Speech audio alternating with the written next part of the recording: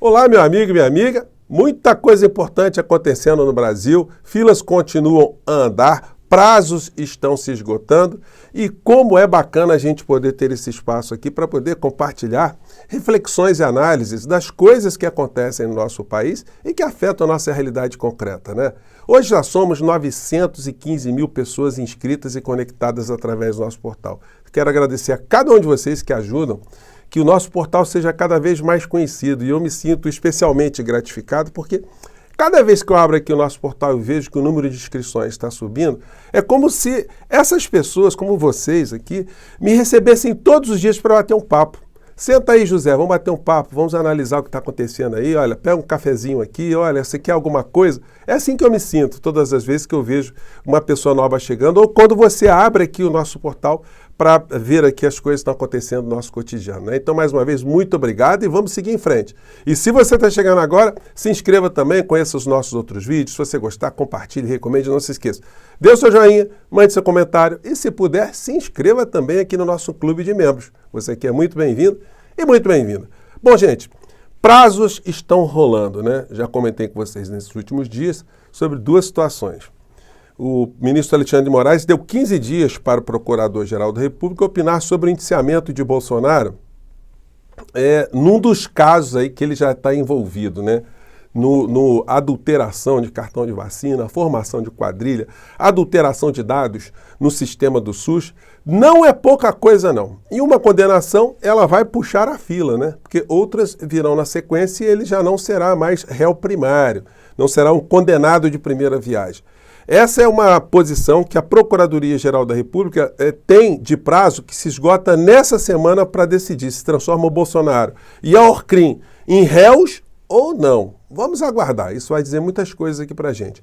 E um outro prazo que também está terminando nessa semana é se o Procurador-Geral da República, demandado ali pelo ministro Alexandre de Moraes, se ele entende que aquelas 2 noites que Bolsonaro passou na Embaixada da Hungria, foram apenas noites para o seu deleite pessoal, para alguma coisa secreta, alguma coisa que nós não podemos saber, algumas coisas de natureza muito íntima, porque só essa pode ser a explicação, porque qualquer outra análise que a gente perceba ali é de que ele estava fugindo. E, tecnicamente, quando ele entrou na Embaixada da Hungria, ele já estava asilado, porque o Brasil não teria mais, ou não tem mais jurisdição sobre os muros internos, né, além dos muros internos de qualquer embaixada. Então, o Procurador-Geral da República decidirá se isso é uma coisa absolutamente irrelevante ou se o inelegível deverá ser sancionado. Bom, esses são os fatos. Temos situações que estão acontecendo paralelamente aqui do lado, na Argentina, que são situações, gente, absurdas, coisas absolutamente desumanas, mas que são da origem dessa ideologia de extrema-direita desumana, né? O psicopata que ganhou as eleições na Argentina, ele está demitindo funcionário público, está fazendo um hecatombe lá. Não tem como esse troço dar certo para o povo argentino, vai dar certo para banqueiro, para os grupos econômicos transnacionais, quem quer roubar o povo argentino, quem quer roubar as riquezas argentinas. Disse a figura, todo feliz esses dias, né? Está demitindo aqui um número muito grande de servidores lá na Argentina. Acompanhe aqui. Echamos 50.000 empleados públicos. Demitimos 50 mil servidores públicos. No solo eso, sino que además se dieron de baja contratos y fíjense que ahora están cayendo más contratos y van a caer 70.000 contratos. E vai rescindir mais 70 mil contratos de trabalhadores terceirizados. Você sabe lá o que é isso, gente? Además, eliminamos 200.000 programas sociales entregados. Eles odeiam programas sociais, né? Então 200 mil programas sociais foram dinamitados lá com o pretexto que estavam sendo entregues irregularmente. De maneira irregular, estábamos perfectamente y absolutamente convencidos de llevar adelante un ajuste fiscal. Está convencido que levar o ajuste fiscal adiante, né? Porque eliminamos la obra pública de Cuajo, algo de lo cual estoy profundamente orgulloso, siendo que... Eliminou todas as obras públicas, o que está fazendo ele fique muito orgulhoso. Então, paralisação de obras de escolas, hospitais, rodovias, enfim, de infraestrutura, né? Ele está todo feliz. Vocês acham que a Argentina está indo para onde desse jeito? La obra pública es una gran fuente de corrupción, de robo, a la cual me imagino que toda la gente de bien debería oponerse. Então ele disse que tudo isso é porque é uma fonte de corrupção. Então mata o povo argentino que acaba a corrupção, né? Acaba com a obra pública, acaba com o Estado que acaba a corrupção.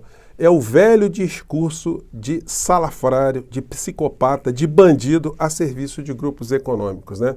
A gente teve aqui a figura do Paulo Guedes, que de um modo diferente fazia a mesma coisa, né? Isso aí para servir de alerta para todos nós, como nós temos que estar cada vez mais atuantes e militantes para que a democracia aqui no nosso país não recue. O governo Lula tem uma série de problemas, tem uma série de demandas, tem uma série de carências, tem uma série de promessas que precisam ser cumpridas também. E todos esses defeitos, na hora H, a gente acaba tendo que relevar, porque o abismo que está do outro lado é gigantesco. Mas dentro do nosso campo a gente tem que continuar também empurrando o governo para frente, colocando nossas críticas, mas com olho nesses psicopatas aí que estão doidinhos para criarem mais tumulto em todos os cantos e principalmente aqui no Brasil. O daqui do Brasil, o inelegível, né?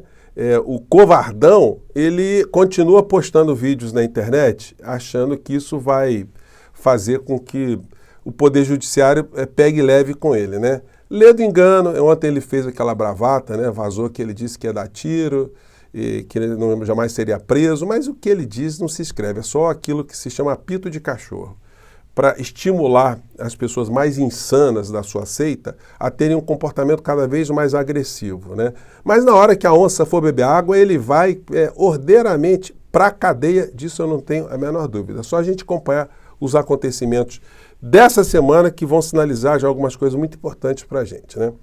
Bom, coluna da Andréa Sadi, falando do governo Lula.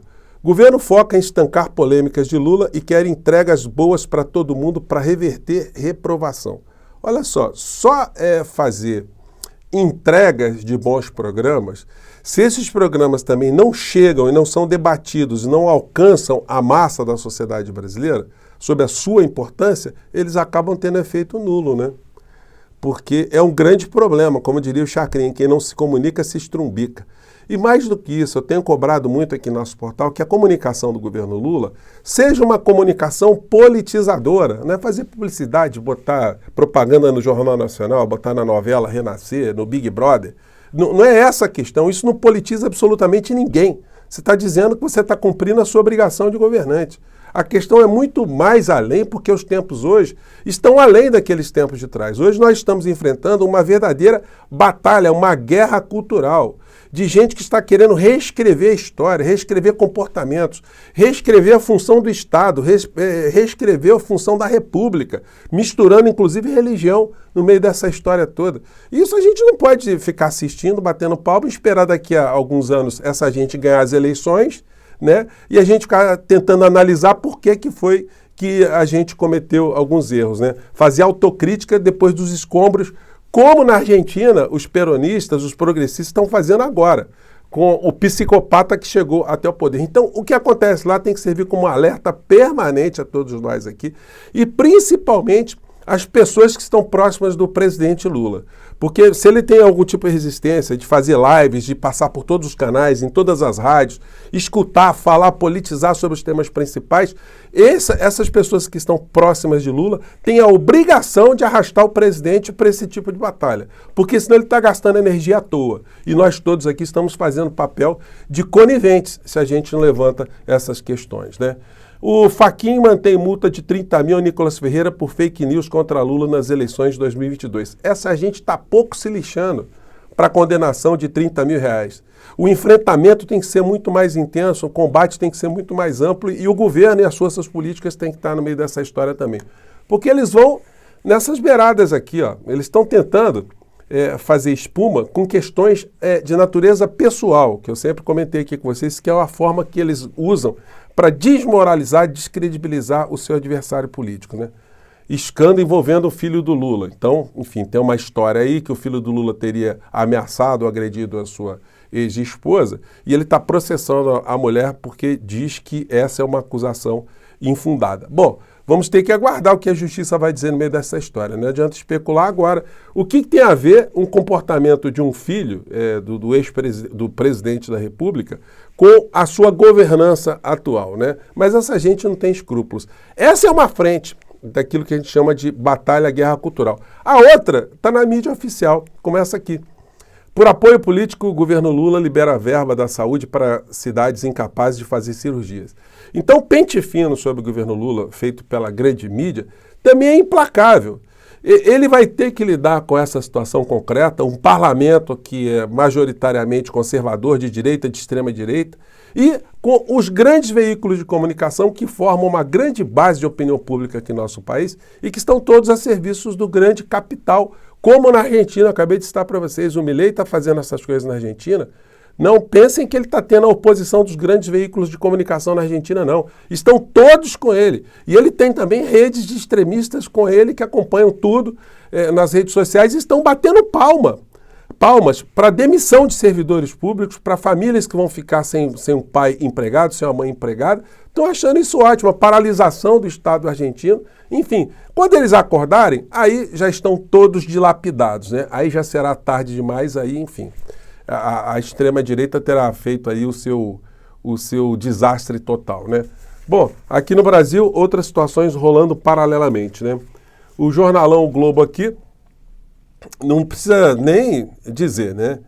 Para o Globo não precisa poder judiciário. Eles dão a sentença aqui e terminou o assunto. O editorial de hoje diz: acusação contra Moro desafia a lógica e a realidade. Relator do processo de cassação do senador não encontrou motivos para desprezar o voto de quase 2 milhões de eleitores.